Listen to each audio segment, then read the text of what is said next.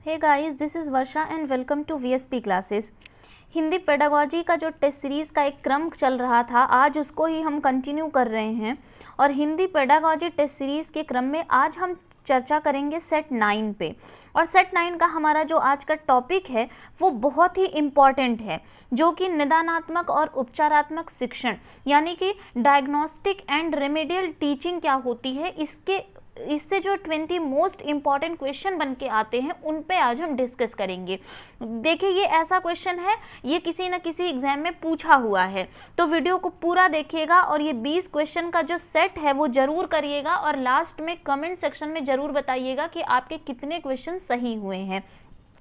देखिए, अगर मैं निदानात्मक और उपचारात्मक शिक्षण की बात करूं तो ये 2 से 3 नंबर के क्वेश्चन आपके पूछे जाते हैं, चाहे वो आपका सीटेट का एग्जाम हो, UP TET, super TET, KVS, NVS, MP TET, REET या डी ट्रिपल एसबी, कोई सा भी टीचिंग एग्जाम्स हो, इससे क्वेश्चन आपको जरूर देखने को मिल जाएंगे।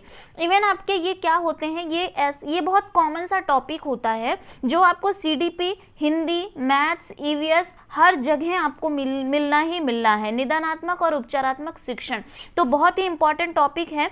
तो अगर आपने रेड कलर की बटन को नहीं दबाया, बेल आइकन को नहीं प्रेस किया है तो कर लीजिए, ताकि जो लेटेस्ट नोटिफिकेशन है वो मिलती रहे आपको। आइए शुरू करते हैं निदानात्मक और उपचारात्मक शिक्षण। देखिए, क्वेश्चन शुरू करने से पहले हमारा वही पुराना फंडा, थोड़ा सा पहले टॉपिक के बारे में हम समझ लेते हैं। देखिए, निदान जो है यानी कि निदानात्मक जो है, ये अंग्रेजी भाषा के डायग्नोसिस का हिंदी रूपांतरण है। और इसका अर्थ अगर हम समझने की कोशिश करें तो इसका मेन अर्थ ही, डायग्नोसिस का मेन अर्थ होता है मूल कारणों का पता लगाना। जी हाँ, मूल कारणों का पता लगाना। यानी एक जो टीचर होता है, जब वो क्लास में जाता है, कक्षा में जाता है, तो छात्रों के सीखने संबंधित जो कमजोरियां और कठिनाइयां होती हैं उनका ही पता लगाना क्या कहलाता है? निदानात्मक शिक्षण कहलाता है। क्लियर? अब देखिए, ये एक नैदानिक शिक्षण के द्वारा ये पता लगाने का प्रयत्न किया जाता है कि बच्चा अगर सीख रहा है, क्लास में अगर बच्चा पढ़ रहा है तो वो किस भाग में उसने कितना सीखा है और कौन सा ऐसा पार्ट है, कौन सा ऐसा सेक्शन है जिसको बच्चा सीखने में असमर्थ हो रहा है, यानी कि पॉसिबल नहीं हो रहा है सीखने में। ठीक है, यही होता है निदानात्मक। जैसे आप मान लीजिए कि एक छोटा बच्चा होता है, उसको कोई प्रॉब्लम आती है, मानते हैं कि उसका पेट दर्द कर रहा है, तो वो डॉक्टर के पास जब जाता है तो सबसे पहले डॉक्टर पता करता है, यानी उसका निदान करता है, निदानात्मक उपचार करता है। अब निदानात्मक का मतलब उपचार से मत लगाइएगा, निदानात्मक का अर्थ ही होता है कारणों का पता लगाना। तो सबसे पहले डॉक्टर क्या करता है? कारणों का पता लगाता है। ये तो बात हो गई निदानात्मक की। अब हम बात कर लेते हैं उपचारात्मक की। देखिए, उपचारात्मक क्या होता है? जब बालकों की कठिनाइयों का पता हमें लग जाता है निदानात्मक शिक्षण के द्वारा, तो उन कठिनाइयों को दूर करने के लिए एक टीचर जो शिक्षण विधियां अपनाता है उसे हम क्या कहते हैं? उपचारात्मक शिक्षण या फिर रेमेडियल टीचिंग कहते हैं। क्लियर? तो क्या होता है उपचार निदानात्मक में? टीचर जो होता है वो बच्चे की कमियों को पता लगाता है कि बच्चा किस क्षेत्र में कितना पीछे रहा है और किस में वो कितना आगे जा रहा है। और उपचारात्मक में जिन कमियों को वो दूर करने के लिए शिक्षण जो पद्धति अपनाती है उसको हम उपचारात्मक शिक्षण कहते हैं। चलते हैं हमारे पहले क्वेश्चन पे, और हमारा पहला क्वेश्चन है, हिंदी भाषा शिक्षण में निदानात्मक परीक्षण शिक्षक को क्या समझने में सहायता करता है? यहाँ बात हो रही है निदानात्मक परीक्षण की कि शिक्षक को क्या समझने में वो सहायता करता है। ए ऑप्शन है प्रकरण का एक हिस्सा जिसे विद्यार्थी ने कंठस्थ नहीं किया है, उसके विद्यार्थी कितने बुद्धिमान हैं। सी ऑप्शन पुनरावृत्ति किस प्रकार विद्यार्थी की सहायता करती है। या फिर डी ऑप्शन है हिंदी में विद्यार्थी सीखने संबंधित किन कठिनाइयों का सामना कर रहा है। क्योंकि हमारा जो आज का सेशन है वो हिंदी पेडागोजी का है, तो हम हिंदी पेडागोजी से ही क्वेश्चन भी लिए हैं। देखिए, यहाँ पे निदानात्मक परीक्षण जो होता है वो टीचर को क्या समझने में, ऐसा नहीं है कि वो ये समझेगा निदानात्मक के द्वारा कि बच्चे ने क्या कंठस्थ किया, कंठस्थ नहीं कराना है, और उसके विद्यार्थी कितने बुद्धिमान, यहाँ बुद्धिमानी का पता नहीं लगाना है। पुनरावृत्ति किस प्रकार विद्यार्थी की सहायता करती है, पुनरावृत्ति का पता नहीं लगाना है, बल्कि क्या पता लगाना है कि हिंदी में विद्यार्थी सीखने संबंधित किन कठिनाइयों का सामना कर रहा है। अभी हमने बात करी कि निदानात्मक में कठिनाइयों का पता लगाया जाता है। क्लियर? चलते हैं नेक्स्ट क्वेश्चन पे। उपचारात्मक शिक्षण का उद्देश्य क्या है? अब अभी हमने निदानात्मक देखा, अब क्वेश्चन आ गया उपचारात्मक शिक्षण। छात्रों की ज्ञान संबंधी त्रुटियों को दूर करना, छात्रों में आत्मविश्वास जगाना, छात्रों की प्रारंभिक त्रुटियों में सुधार करना, या फिर उपरोक्त सभी। देखिए जब हम उपचार कर रहे हैं कठिनाइयों को, तब कठिनाइयों का पता लग गया है, अब हम क्या कर रहे हैं, उसका उपचार कर रहे हैं। तो छात्रों की ज्ञान संबंधी त्रुटियों को दूर करना, जब हम उपचार कर रहे हैं तो त्रुटियां तो ऑब्वियस सी बात है कि अपने आप दूर हो जाएंगी, यानी ये सही है। जब बच्चे की त्रुटियां दूर हो जाएंगी कि तो एक कॉन्फिडेंस बच्चे में अपने आप आ जाएगा, यानी आत्मविश्वास जगाना, ये भी क्लियर है। छात्रों की प्रारंभिक त्रुटियों में सुधार करना, जो पहले बच्चा त्रुटि कर रहा था, गलती कर रहा था, उसमें वो सुधार करते हैं, ठीक है। तो ये भी, यानी ऑल ऑफ द एबव इसमें सही है, डी ऑप्शन राइट है, उपरोक्त सभी। ऑल राइट, चलते हैं नेक्स्ट क्वेश्चन पे। हिंदी भाषा शिक्षण में शैक्षिक उपचार का प्रमुख उद्देश्य क्या है? शैक्षिक उपचार, ठीक है। शैक्षिक कठिनाइयों एवं दोषों का निवारण, बालकों की अशुद्धियों का निराकरण, बच्चों में अच्छी आदतों का विकास करना, उपरोक्त में से कोई नहीं। तो उपचार की बात करी जा रही है कि उपचारात्मक शिक्षण का उद्देश्य क्या है, तो बहुत सा सिंपल सा क्वेश्चन है, शैक्षिक कठिनाइयों एवं दोषों का निवारण, अशुद्धियों का निराकरण नहीं करना है, अच्छी आदतों का विकास भी हमें नहीं करना है। क्लियर। नेक्स्ट क्वेश्चन पे चलते हैं। उपचारात्मक शिक्षण किस प्रकार का कार्य है? अब यहाँ बात की जा रही है कि उपचारात्मक शिक्षण किस प्रकार का, नकारात्मक तो बिल्कुल भी नहीं है, और इसमें आदेश भी नहीं दिया जाता, यानी ये आदेशात्मक नहीं है। ऐसा नहीं है कि ये सैद्धांतिक है, बल्कि ये क्या है, अनुदेशनात्मक है, ठीक है। तो सी ऑप्शन यहाँ पे राइट आंसर हो जाएगा। नेक्स्ट क्वेश्चन पे चलते हैं। शक्ति को शक्ति कहना किस प्रकार के उच्चारण दोष का उदाहरण है? शक्ति है, उसको कोई बच्चा है जो क्या कर रहा है, शक्ति कह रहा है। तो आपको बताना है कि बच्चे के अंदर क्या दोष है, स्वरागम, स्वरलोप, स्वर भक्ति, इनमें से कोई नहीं, ठीक है। तो यहाँ जो ऑप्शन राइट आंसर हो जाएगा वो है स्वर भक्ति। अब कैसे होगा, देखिए यहाँ पे लिखा हुआ है शक्ति, लेकिन बच्चा सबसे पहले क्या कर रहा है, देखिए यहाँ पे आधा का रहेगा शक्ति में, और बच्चा इसको क्या कर रहा है, पूरा का कर रहा है, यानी इसने पूरा वर्ण जो है उसको बढ़ा दिया है, ठीक है। और ता पे अगर आप देखेंगे तो ता पे यहाँ पे शक्ति में छोटी ई की मात्रा है, और बच्चे ने लिख दिया है बड़ी ई की मात्रा, यानी मात्रा और वर्ण जब दोनों बढ़ाकर लिखे जाते हैं तो वहां पे क्या हो जाता है, स्वर भक्ति।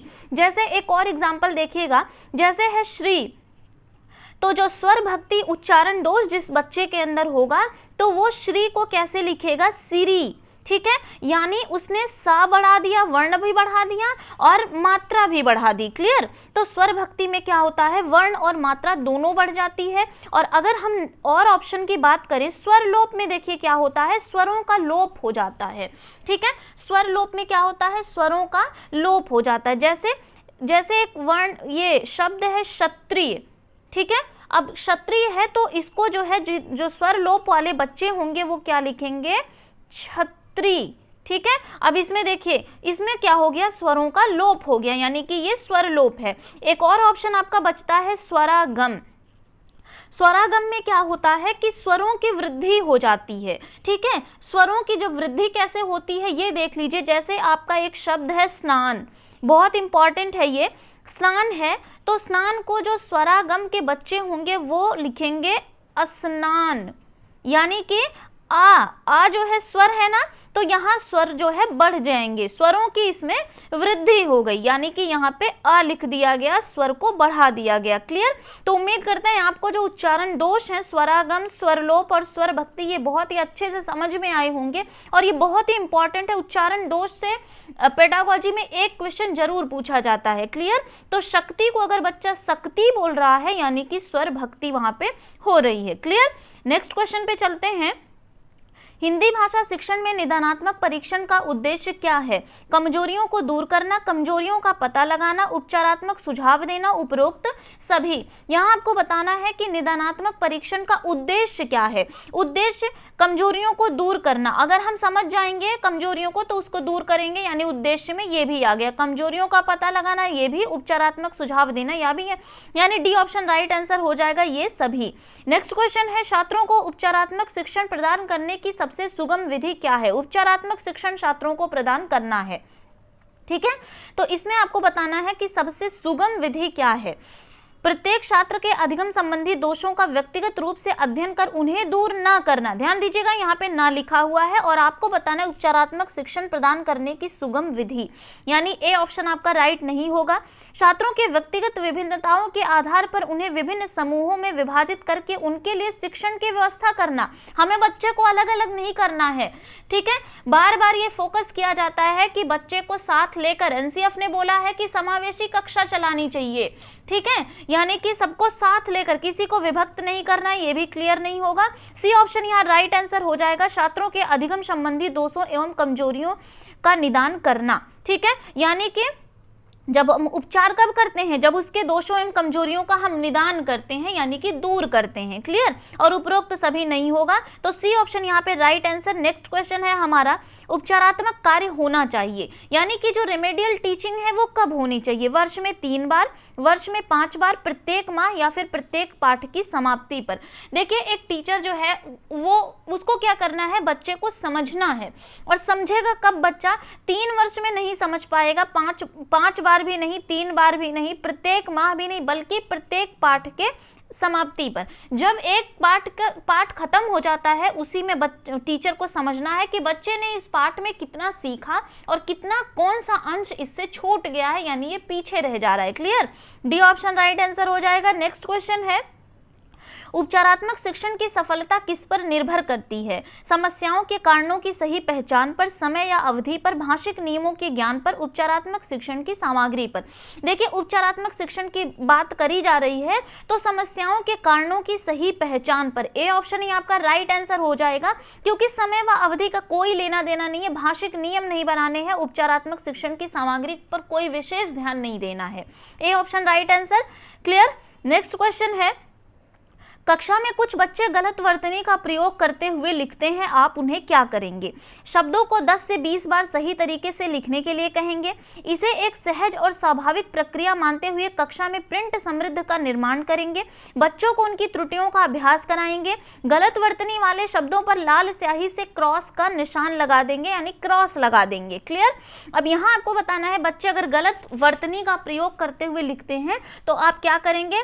ये कोई तरीका नहीं है कि शब्दों को 10 से 20 बार लिखने के लिए कहा जाए, और उनकी त्रुटियों का केवल अभ्यास नहीं करवाना है, गलत वर्तनी वाले शब्दों पर लाल स्याही से क्रॉस भी नहीं लगाना है, बल्कि बी ऑप्शन राइट आंसर हो जाएगा। उन्हें एक सहज और स्वाभाविक प्रक्रिया, यानी कि ये सहज प्रक्रिया है, ऐसा मानते हुए कक्षा में प्रिंट समृद्ध का निर्माण करना चाहिए। क्लियर। नेक्स्ट क्वेश्चन है, निर्भय को जब भी कक्षा में उत्तर देने के लिए कहा जाता है वह हकलाने लगता है। निर्भय एक बच्चा है, जब भी उसको आंसर देने के लिए क्लास में कहा जाता है वो हकलाने लगता है, तो इसका कारण क्या है? यह निर्भय की आदत है, निर्भय को सही उत्तर नहीं पता इसलिए वो हकलाता है, निर्भय बड़े समूह के सामने अपनी बात कहने में मनोवैज्ञानिक दबाव महसूस करता है, या फिर निर्भय जानबूझकर ऐसा करता है ताकि उसे जवाब ना देना पड़े। देखिए, जब बच्चा क्लास में हकलाता है, आजकल इसीलिए डिबेट वगैरह क्लास में होते रहते हैं, ठीक है, ताकि बच्चा जो है, अगर बच्चा हकला रहा है, यानी कि देखिए, जब हम भी छोटे छोटे थे तो हमारे क्लास में भी क्या करवाई जाती थी? रीडिंग कराई जाती थी, ठीक है। उसका एकमात्र उद्देश्य यही होता था कि बच्चा खुल के बोल सके चीजों पे, यानी निर्भय बड़े समूह के सामने अपनी बात कहने में मनोवैज्ञानिक दबाव महसूस करता है। जब बच्चा दबाव महसूस करता है तभी बच्चा हकलाता है, ठीक है। सी ऑप्शन राइट आंसर हो जाएगा। नेक्स्ट क्वेश्चन पे चलते हैं, भाषा सीखने में जो त्रुटियां होती हैं वो क्या हैं? सीखने की प्रक्रिया का स्वाभाविक हिस्सा होती हैं जो समय के साथ दूर होने लगती हैं। उन्हें जल्दी से दूर किया जाना चाहिए, उन्हें कठोरता से लेना चाहिए, वे बच्चों की त्रुटियों की ओर संकेत करती हैं। देखिए, जब भाषा में जो त्रुटियां होती हैं सीखने में, ये एक स्वाभाविक सी बात है, ये एक नेचुरल बात है। त्रुटियां होना, जब आप सीखेंगे तभी तो आप गलती करेंगे, जब आप सीखेंगे ही नहीं तो गलतियां होंगी कहां से? तो इसको क्या बोला गया? एक स्वाभाविक हिस्सा बोला गया है सीखने में। जल्दी से दूर करना कोई बहुत बड़ी बात नहीं है, कठोरता से नहीं लेना है, बच्चों की त्रुटियों की ओर संकेत नहीं करना है, बल्कि टीचर को क्या मान लेना है कि ये एक स्वाभाविक हिस्सा है सीखने का। क्लियर। नेक्स्ट क्वेश्चन पे चलते हैं, उपचारात्मक शिक्षण की सफलता मुख्यतः निर्भर होती है किस पर? समस्याओं की पहचान ना कर पाना, समस्याओं के कारणों की सही पहचान पर, बच्चों की सामाजिक सांस्कृतिक पृष्ठभूमि पर, या फिर बच्चों की भाषा का त्रुटियों पर दंड देकर। अब आपको बताना है कि उपचारात्मक शिक्षण किस पर निर्भर करती है। देखिए, समस्याओं की पहचान ना कर पाना यहाँ लिखा है, तो ये ऑप्शन राइट नहीं होगा। समस्याओं के कारणों की सही पहचान पर, clear, b option right answer. C देखते हैं, किसी भी बच्चे की सामाजिक और सांस्कृतिक पृष्ठभूमि पर हमें नहीं जाना है, और बच्चों की भाषा त्रुटियों पर दंड देकर, ये भी नहीं, बी ऑप्शन यहाँ पे राइट आंसर हो जाएगा। क्लियर। नेक्स्ट क्वेश्चन है आपका, भाषा के संदर्भ में निदानात्मक परीक्षण का क्या उद्देश्य है। भाषा के संदर्भ में निदानात्मक परीक्षण का उद्देश्य क्या है? बच्चों की भाषा प्रयोग संबंधी कठिनाइयों के संभावित कारणों की पहचान करना, ठीक है, बच्चों को विभिन्न श्रेणियों में विभक्त करना, विभक्त हमें बिल्कुल भी नहीं करना है, बच्चों को अगली कक्षा में प्रोन्नत करना, ये भी नहीं है, बच्चों हेतु भाषा प्रयोग के अवसर ना जुटा पाना। अगर अवसर जुटाना होता तो शायद हम एक बार इस पे सोच पाते, पर अवसर ना जुटाना यानी ये भी गलत है। ए ऑप्शन राइट आंसर, बच्चों के भाषा प्रयोग संबंधी कठिनाइयों के संभावित जो कारण है उनकी हमें पहचान करनी है। क्लियर। नेक्स्ट क्वेश्चन 15 नंबर का क्वेश्चन है, लिखित कार्य की जांच करने में बच्चों की सहायता लेने से क्या होता है। बच्चे ज्यादा गलतियां ढूंढना सीख जाते हैं। जैसे क्लास में जब हम लिखित कार्य कोई करवा रहे हैं और कॉपी चेक करने के लिए हम बच्चों की भी हेल्प ले रहे हैं, तो वो क्या करवाती हैं, बच्चे दूसरों के विचारों से परिचित होते हैं, बच्चों को दूसरे की हस्तलिखित सामग्री को पढ़ने का अवसर और अवलोकन करने की क्षमता के विकास का अवसर मिलता है, केवल पठन कौशल का अभ्यास होता है। देखिए, बच्चे ज्यादा गलतियां ढूंढना सीख जाते हैं, ये कोई बात नहीं हुई। बच्चे दूसरों के विचारों से परिचित होते हैं, ये भी कोई उद्देश्य नहीं हुआ उसका, ठीक है, बल्कि क्या हुआ, बच्चों को दूसरों की हस्तलिखित सामग्री को पढ़ने का अवसर मिलता है, अलग बात है। और बच्चे में जो एक अवलोकन क्षमता, जब बच्चे को हम कॉपी चेक करने के लिए देते हैं तो बच्चा धीरे धीरे छोटी छोटी गलतियां उसमें ढूंढना शुरू करता है, ठीक है, तो उसकी अवलोकन क्षमता भी विकसित हो जाती है। सी ऑप्शन राइट आंसर, केवल आंसर कभी नहीं होगा, तो C option right answer. Next question है, पाठ्यपुस्तक की भाषा कैसी होनी चाहिए ये बताना है। तत्सम प्रधान होनी चाहिए। क्यों? तत्सम प्रधान ही खाली नहीं होनी चाहिए भाषा, बल्कि बच्चों के घर व समुदाय की भाषा से मिलती जुलती होनी चाहिए, ये ऑप्शन राइट है। अधिकाधिक कठिन शब्दों से युक्त नहीं होनी चाहिए, और केवल तद्भव प्रधान नहीं होनी चाहिए। क्लियर। तत्सम प्रधान यानी संस्कृत युक्त जो शब्द होते हैं उनको तत्सम कहते हैं, और जो हिंदी में वही प्रयोग किए जाते हैं उन्हें हम तद्भव कहते हैं। क्लियर। तो ऐसी भाषा पाठ्य पुस्तकों में होनी चाहिए जो बच्चों के घर से और समुदाय से, परिवेश से मिलती जुलती रहनी चाहिए। क्लियर। नेक्स्ट क्वेश्चन है, एक समावेशी कक्षा में भाषा शिक्षक को किस बिंदु का सबसे अधिक ध्यान रखना चाहिए। बच्चों में समान अपेक्षाएं रखना, सभी बच्चों को समान गतिविधि में शामिल होने के लिए प्रोत्साहित करना, सभी बच्चों को समान रूप से गृह कार्य देना, विविध प्रकार के दृश्य सामग्री का उपयोग करना। समावेशी कक्षा की बात करी जा रही है जिसमें तरह तरह के बच्चे रहते हैं, ठीक है, कोई बच्चे का दिमाग बहुत ही ज्यादा तेज रहता है, कोई बच्चा सीखता है, बहुत देरी से सीखता है, और कोई जो है एवरेज में रहता है, यानी चीजों को ठीक ठाक समझता है। तो हमें सब बच्चों को ध्यान में रखकर चलना है। तो बच्चों से हमें समान अपेक्षाएं हम कैसे कर सकते हैं? समावेशी कक्षा में तरह तरह के बच्चे रहते हैं, तो समान अपेक्षाएं तो बिल्कुल भी नहीं होगी। सभी बच्चों को समान गतिविधि में शामिल करने के लिए प्रोत्साहित करना, समान गतिविधि में हम नहीं शामिल कर सकते क्योंकि वहां पे अनेक तरह के बच्चे होते हैं, और सभी बच्चों को समान रूप से गृह कार्य भी नहीं दे सकते, बल्कि हम क्या कर सकते हैं, विविध प्रकार के दृश्य सामग्री का उपयोग कर सकते हैं। यानी समावेशी कक्षा में तरह तरह के बच्चे हैं तो विविध प्रकार के दृश्य सामग्री का उपयोग होगा। D option right. Next question है, बच्चों की भाषा का आकलन करने के लिए सबसे उचित तरीका क्या है। भाषा का आकलन करना है और सबसे उचित तरीका, बच्चों की लिखित परीक्षा। देखिए, लिखित परीक्षा लेना कोई भाषा का आकलन करना, वो रटा रटाया जो आंसर उसका रहेगा वो लिख सकता है बच्चा, ठीक है, ये ऑप्शन नहीं होगा। बच्चों से किताब पढ़वाना, किताबी भाषा वो बोल देगा तो उससे हम उसकी भाषा का आकलन नहीं कर सकते हैं। क्लियर, ये भी नहीं होगा। बच्चों से परियोजना कार्य करवाना, परियोजना कार्य करवाने से उसकी भाषा क्षमता हमें नहीं पता चल पाएगी। क्लियर, बल्कि बच्चों के भाषा प्रयोग का अवलोकन करना। जब बच्चा बातचीत कर रहा है, बच्चा भाषा प्रयोग कर रहा है, तो उसको हमें अवलोकन करना है, तब जाके हम भाषा का आकलन कर सकते हैं। D option right answer. Next question है आपका, प्राथमिक स्तर पर बच्चों की पठन क्षमता का आकलन करने में किस प्रकार की सामग्री सर्वाधिक महत्वपूर्ण है।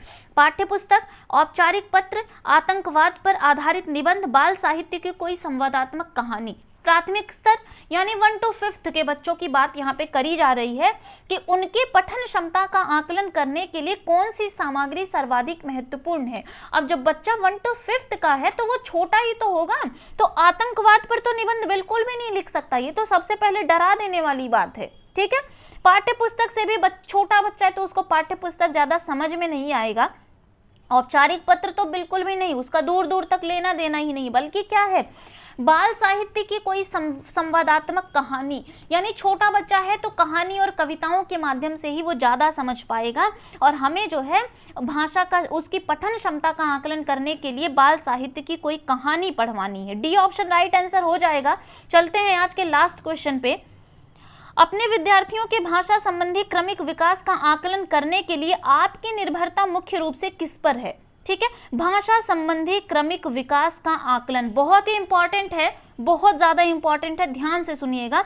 पोर्टफोलियो के अवलोकन पर, कक्षा कार्य के अवलोकन पर, मौखिक कार्य करवाने पर, या फिर गृह कार्य की उत्तर पुस्तिकाओं के अवलोकन पर। देखिए यहाँ पे क्रमिक विकास का आकलन, जब क्रमिक विकास का आकलन की बात करी जाए तो आप समझ जाइए कि जब से बच्चा क्लास में एंटर करता है तब से लेकर उसका जो विकास है, जब उसका आकलन किया जाता है तो ये बात करी जाती है पोर्टफोलियो के द्वारा, यानी पोर्टफोलियो के अवलोकन के द्वारा हम भाषा संबंधी क्रमिक विकास का आकलन कर सकते हैं। क्लियर? तो ये था आज का टॉप 20 क्वेश्चन जो कि हमने निदानात्मक यानी कि डायग्नोस्टिक और रेमेडियल टीचिंग से लिया हुआ था। ठीक है, बहुत ही इंपॉर्टेंट टॉपिक था। इससे 20 मोस्ट इंपॉर्टेंट क्वेश्चन हमने आज लिए थे, तो आप कमेंट करके जरूर बताइएगा कि आपके कितने क्वेश्चन इससे सही हुए हैं। ठीक है, अगर चैनल को लाइक और चैनल को सब्सक्राइब कर लीजिएगा ताकि लेटेस्ट नोटिफिकेशन आपको मिलती रहे। बेल आइकन को प्रेस कर लीजिएगा। Thank you.